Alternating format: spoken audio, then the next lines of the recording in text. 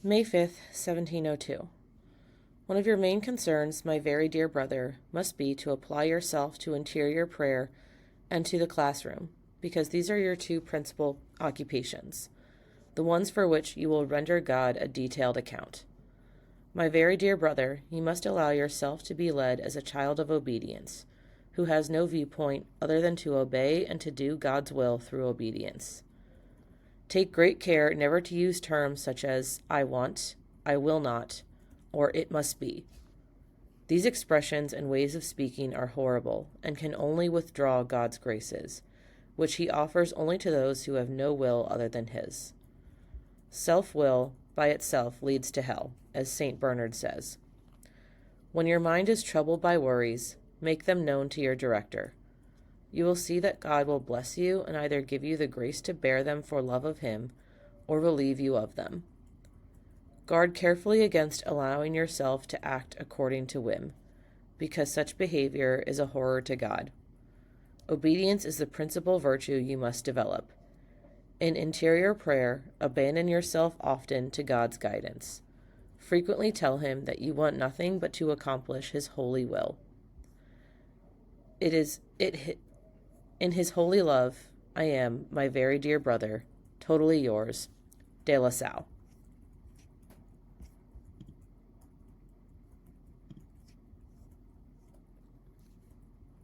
When he received this letter, Brother Hubert, 23 years of age, was already director of the community and school at Leon, about 40 kilometers northwest of Reims.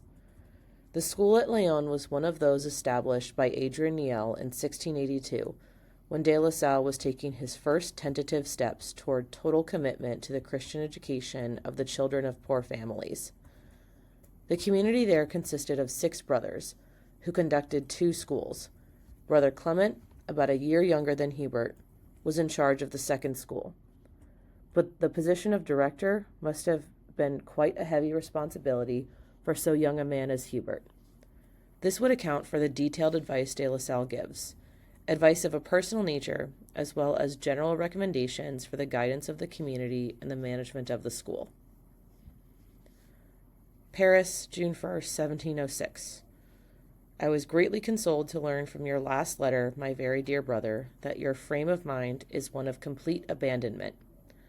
I do not know why you are unsure about your vocation. With regard to the vows, it is not for me to decide for you about them.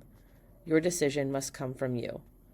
Because you ask me for my opinion, I would tell you that I see nothing about you that can pose an obstacle to it. We must observe the rule for the morning hours on Thursday, the day of afternoon recess. We must never read during a holy mass that we are attending with the students. Do not be upset by temptations to impurity or by natural movements.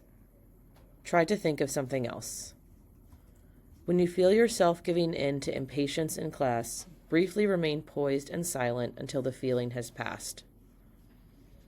Always take great care to be serious in class. The good order of the school depends a great deal on that. Be careful that the topics of conversation during recreation time are suitable and that useless matters are not introduced. Always have some view of God in your actions. This is important for behaving in a Christian manner. Be faithful to follow the method during interior prayer. Make sure that Brother Clement is feeling well in every respect. Please do not let anything more be done without permission, whether by way of payment or for anything else. You did well not to do the errands that Brother Cassian gave you. Visits of that kind ought not to occur among us. Unless the matter is extremely urgent, you must not write if only a few days remain before the usual monthly letter. Brother Robert is not to return to Paris. There must be no gardening during recreation time, except for scheduling a day for watering. Besides, the serving brother can do it. It is better that a gardener does the gardening. You must leave nothing undone to ensure that classes go well, especially your own. You must take great care that the brothers do not converse with one another there. Rest assured that your soul is very dear to me, and that I am concerned for it. But as for a general confession, the reasons you give me are insufficient to require it of you. Indeed, you can do no better than to abandon yourself entirely into the hands of your superiors. Apparently, you are talking to the brothers about Brother Charles, because those who do not know him are talking about him. That is very wrong. You must not let the temptations against purity that you experience upset your mind. They must not prevent you from receiving communion. Tell me everything you judge relevant about your behavior, and I will try to help you with it. We must never carry candles, whether at St. Martin's or anywhere else. If it was done a year ago, no one has yet spoken or written to me about it. Tell me who the director was at that time. It is not true that serving brothers do not make novenas. If Brother Isidore did not make one, see that he does so. Follow the advice of the pastor of St. Peter's to insist that the students be punctual, even if you were to have as few as 4. Do the same for the other classes as for your own. Please take care that recreation time is spent properly. You know that inconsiderate laughter is inappropriate for us. Recreation is one of the things you must supervise most carefully. You do well to see that the rule is strictly observed. In offering you advice about what you write to me, I ask for nothing better than to contribute to the ordering of your interior life. They say that Brother Etienne's and Brother Isidore's classes are falling completely into disorder. Please take care of this. See that the brothers give an account of their conduct and of their conscience. Brother Clement tells me that someone during the advertisement of defects is pointing out to him that he goes to the refectory at another time to eat there, that he drinks absinthe, and so on. Because these actions cannot be done without the director's order, they are not matters to be mentioned during advertisements. Work must not prevent Brother Isidore from studying his catechism, because it is more important for him to know the catechism than to work. It also seems to me inappropriate for him to work during the long recreation on Thursdays. Take steps to have your community conduct itself entirely according to the rule. I am, in our Lord, my very dear brother, totally yours, De La Salle.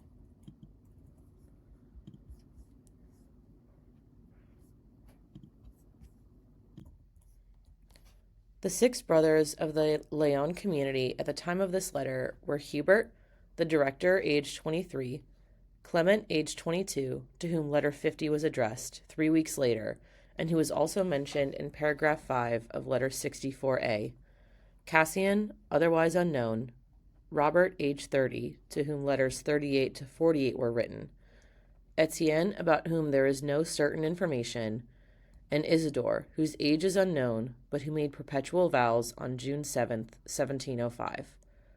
From the catalogue, we know that brothers Hubert, Clement, and Robert persevered until death. It is probable that the other 3 brothers left the community before 1714, the date when the catalogue was begun.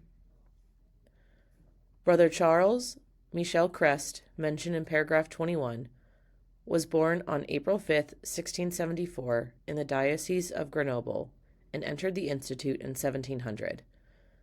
He was at this time a member of the community of Rethel, teaching there in the school, the first one to be established by Adrian Niel outside Reims in March 1682. Previously, Brother Charles belonged to the Leon community. The chronicle of that community indicates that one day he met in the street one of his students who had been absent from class. He tried to take hold of the boy and get him to return to the school. However, the young man escaped and, running away, fell under the wheel of a cart loaded with wheat. A wheel rolled over his stomach, apparently without doing him any damage. To encourage the brothers to thank God for the miracle, Charles told them that several people had seen angels holding the wheel of the cart so that they would not harm the boy. Such a story was fuel for much gossip among the brothers. In paragraph 3, De La Salle refers to the decision that Brother Hubert must make regarding the vows. The first vows pronounced by any of the brothers had been made on Trinity Sunday, about 10 years previously, probably in 1686. The exact year is not altogether clear from the accounts in the early biographers, nor is it perfectly clear what kinds of vows were made. The 12 principal brothers, gathered by de La Salle, wanted to take perpetual vows of obedience, chastity, and perhaps also poverty. But de La Salle persuaded them to take only the vow of obedience, or possibly obedience and stability, and only for 3 years.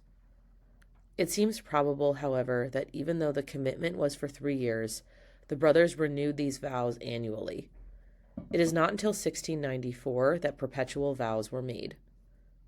It is clear that some brothers never did take vows, but also that over the years de La Salle became more ready to permit the brothers to take perpetual vows after a varied and sometimes brief period. For example, Brother Bartolome entered the novitiate on February 10, 1703, at the age of 25, and pronounced perpetual vows 2 years later on June 7, 1705. To free the brothers from having to spend time out of class preparing meals and shopping for supplies, de La Salle received into the society young men who were not suited for teaching. They became known as serving brothers and wore a special brown robe. De La Salle refers to these brothers in paragraphs 17 and 25. As far as possible, there was one serving brother in the larger communities. Brother Isidore, mentioned in paragraphs 25, 29, and 32, seems to have been one of these brothers, but he also spent time in class. More is said about the serving brothers in Letter 12 and the commentary following. To ensure that the brothers remained steadfast in their commitment to teaching in the Christian schools, de La Salle collaborated with them in including certain restrictions in the rule of the community. The robe of the brothers was to be different from the clerical soutane, and they were to perform no function in church except that of serving low mass. They were also forbidden to study Latin or to make use of it if they had already learned it. De La Salle feared that close association of the brothers with the clergy would gradually turn them from their classroom duties. In Memoires sur les Habits, written about 1690, de La Salle had mentioned specifically the school at Lyon as a place where some slackness had crept into the brothers' attention to their class duties because of too much freedom in this regard. De La Salle saw now the possibility of this happening once again at Lyon if the brothers were to take a prominent part in the Eucharistic procession on the Feast of Corpus Christi, alluded to in paragraph 24. The opposition of de La Salle to the brothers' participation in this procession is all the more significant in light of the enthusiasm with which all the people of the town entered into the ceremony. It seems that almost everyone walked in the procession: waxmakers, fishmongers, greengrocers, butchers, bakers, coopers, vintners, cobblers, hosiers, tailors, tilers, weavers, drapers. All the pious associations followed these groups, then the doctors and lawyers. These in turn were followed by the Franciscans, the Minims, the Capuchins, the monks of St. John and St. Vincent, the pastors, the canons, and finally the bishop and the officers of the town and the town council. It is easy to see how the brothers might have become involved.